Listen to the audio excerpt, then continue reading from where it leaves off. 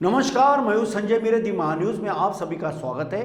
Buddhist अल्पसंख्याक संवैधानिक भिक्षु संघ की ओर से आने वाले 26, 27 और 28 जनवरी को नागपुर के ऐतिहासिक दीक्षा भूमि पर संगयान कार्यक्रम का आयोजन किया गया है। इस कार्यक्रम में शहर के तमाम महानुभाव मौजूद रहेंगे, ऐसी जानकारी पत्र परिषद में दी महान्यूज के समक्ष आयोजकों ने दी है। आइए हम आपको सीधा लेके चलते हैं नागपुर के तिलक पत्रकार भवन में, जहां पे आयोजक दी महान्यूज से बातचीत कर रहे हैं। दर्शकों नमस्कार, इस समय में दी महान्यूज के तिलक पत्रकार भवन में हम आपको बता दें कि नागपुर के ऐतिहासिक दीक्षा भूमि में 3 दिवसीय संगयान परिषद का आयोजन किया गया है, जिसके चलते कई हजारों भिक्षु जो है वहाँ पे आने वाले हैं और बहुत ही ज़बरदस्त ऐसा कार्यक्रम होने वाला है। इस समय में आप देख सकते हैं कि तिलक पत्रकार भवन में एक पत्र परिषद ली गई, जिसके चलते भदंत आनंद महास्तवीर यहाँ पे मौजूद है और उसी प्रकार से भदंत महाबोधि जी है और हर्ष बोधि जी है और पूर्व विधायक प्रकाश गजबी जी है और सामाजिक कार्यकर्ता भैया जी खैरकर के साथ साथ ये तमाम उपासक उपासिकाएँ बड़ी संख्या पे यहाँ पे मौजूद है। तो आइए हम सीधा रुख करना चाहेंगे भदंत आनंद महास्तवीर, इनसे जानना चाहेंगे, ये बताइए कि जिस तरह से ये संगयान परिषद का आयोजन किया गया है, ये लेने के पीछे का उद्देश्य क्या है? ये सबसे बड़ा उद्देश्य ये है कि भारत की धरती पर जो उन्माद बढ़ रहा है, आदमी आदमी का दुश्मन होता चला जा रहा है, इस संज्ञान में जहाँ एक तरफ बौद्ध भिक्षुओं को सुसंगठित करके आचरणवान, चरित्रवान और विनयधर बनाने की चर्चा होगी, वही दूसरी तरफ इस संज्ञान के माध्यम से सारे विश्व के जनमानस को ये बताने का प्रयास होगा कि ये है वो ऐतिहासिक भूमि, दीक्षा भूमि, जहाँ डॉक्टर अंबेडकर ने बौद्ध धर्म स्वीकार किया था और वो बाबा साहब अंबेडकर भारत की धरती पर बौद्धमय समाज किस ढंग से देखना चाहते थे, कौन से रूप में देखना चाहते थे। इसलिए मैं ये कहूँगा कि ये संज्ञान बहुत महत्वपूर्ण है, जहाँ संगठन की बात होगी, जहाँ चरित्र की बात होगी। बिल्कुल। इस समय में स्मिता ताकसांडे जी भी हमारे साथ में, उनसे जानना चाहेंगे। स्मिता जी, ये बताएं कि जिस तरह से ये जो संगयान परिषद का आयोजन किया गया है, महिलाओं का कितना बड़ा रोल रहने वाला है? यहाँ जो महिला उपासक है और सारे हमारी जो संकल्प समिति है, ये सब महिला उपासक है, इन सब ने मिलकर के ये संगयान संकल्प समिति नियोजित किया है और सब हम लोग आयोजक है और इन सब का पूरा 100% का इसमें भागीदारी है और पूरी मेहनत से ये काम कर रहे हैं। बिल्कुल, पूरी मेहनत से ये काम करने का वादा इन्होंने किया। इस समय में हमारे साथ में भदंत हर्षबोधि जी, उनसे जानना चाहेंगे, क्या आपको लगता है कि ये संगयान परिषद पूरी तरह से कामयाब होगा? बिल्कुल निश्चित ही कामयाब होगी। आपको पता है कि इसके पहले भी 2 संगयान संकल्प परिषद यशस्वी हुई है और वो हाल में हुई थी, तो जगह नहीं मिल रही थी, तो लेकिन अभी ये संगयान परिषद दीक्षा भूमि परिसर में हो रही है। मुझे आज आशा और विश्वास है नागपुर शहर के नहीं तो महाराष्ट्र के तमाम भारत के बौद्ध इस संगयान परिषद को एक विशेष रूप से देखने आएंगे कि ये संगयान परिषद पहली बार हो रही है, 56 के बाद पहली बार हो रही है। बुद्ध के 2,500 वर्ष के बाद जो अशोक सम्राट में किया था संगति करके, तो पहली बार अभी ये संगयान परिषद दीक्षा भूमि पर हो रही है। जी, डॉक्टर बाबा साहब आम्बेडकर ने भारत को बौद्धमय देखने का सपना देखा था और उसी ने दीक्षा भूमि पर एक धम्म क्रांति करके भूतो न भविष्य होने वाली जो धम्म क्रांति की, उसी ऊर्जा भूमि पर भारत के विभिन्न राज्य से भिक्षु बुलाकर, बौद्ध उपासक को बुलाकर 3 दिवसीय संगयान परिषद होगी, जिस पर महत्वपूर्ण विषय पर चर्चा होगी। भिक्षुओं के सम्मान में, बुद्ध के हित में, बुद्धों की जनगणना होनी चाहिए।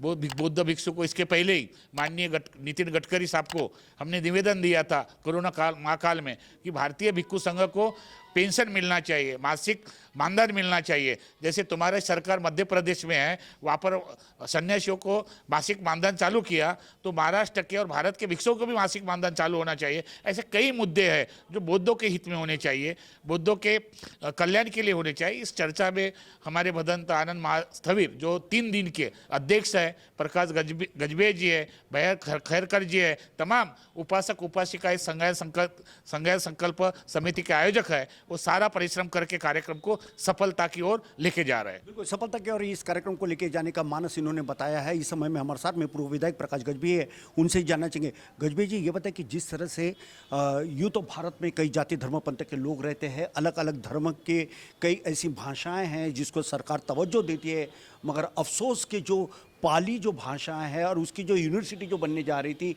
वो अब तक के नहीं बनी है। आप एक पूर्व विधायक हो, क्या इसके लिए कितना प्रयासरत हो और क्या कहना चाहते हो?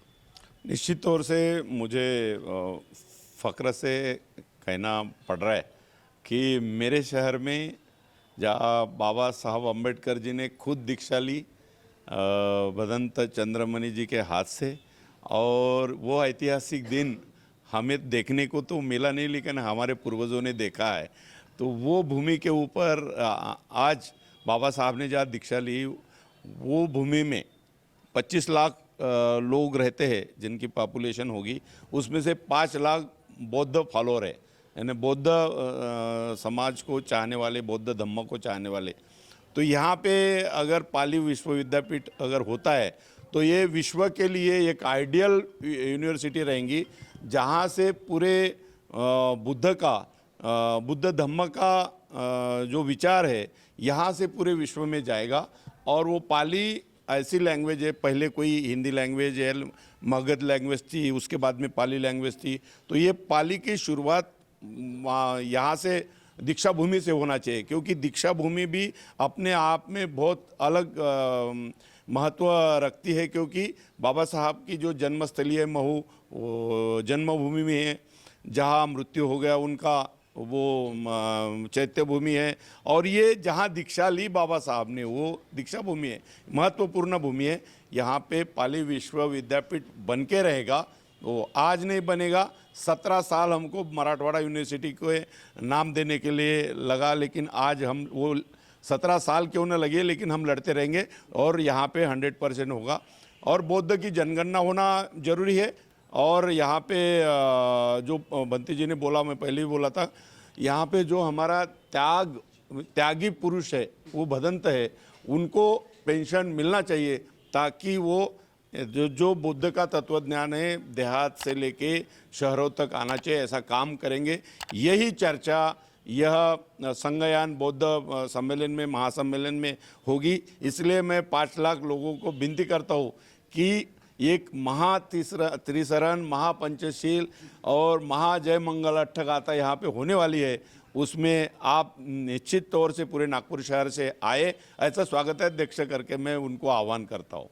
तो प्रकाश गजबी जी, इन्होंने जिस प्रकार से ये जो आह्वान किया है, ये आह्वान सभी लोगों के पास दी महान्यूज़ के इस मंच के द्वारा लोगों को बताया जा रहा है और लोग आएंगे, इसमें कोई दो राय नहीं है। इस समय सामाजिक कार्यकर्ता भैया जी खैर करें, उनसे जाना चाहिए। भैया जी, उस दिन जो संज्ञान का जो प्रोग्राम होगा, प्रमुखता से कौन से विषय रखे जाएंगे, शॉर्ट में बताइए। ये तो महाबोधि महाविहार का मुक्ति का आंदोलन, ये तो विषय है जो हमारे धम्मगुरु आनंद महास्तवी राय, और वो उसी के लिए प्रयास किया जा रहा है कि वो महाबोधि महाविहार मुक्त हो।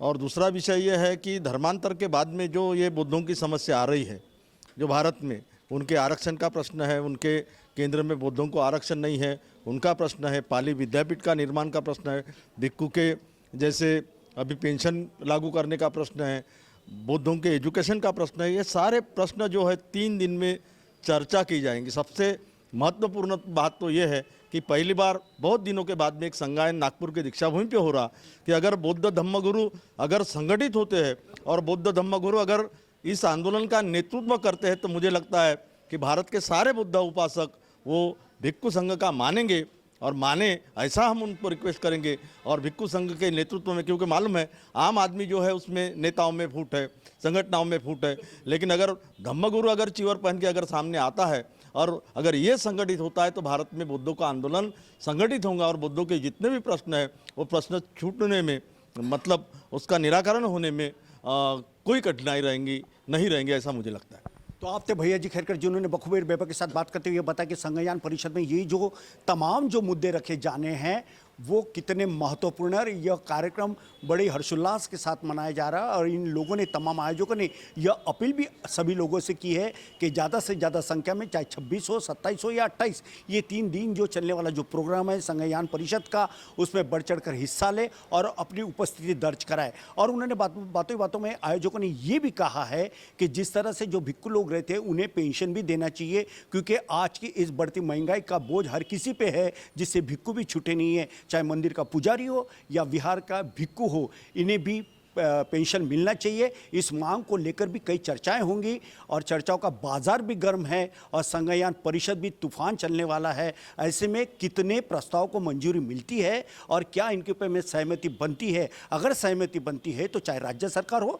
या चाहे केंद्र सरकार हो, इनके कितने कामकाज आता और कितनी मांगे पूरी करता है, ये तो आने वाला समय ही बताएगा। नागपुर के तिलक पत्रकार भवन से कैमरा पर्सन सुभाष बुटले के साथ संजय मिरेद्दी, महान्यूज, नागपुर।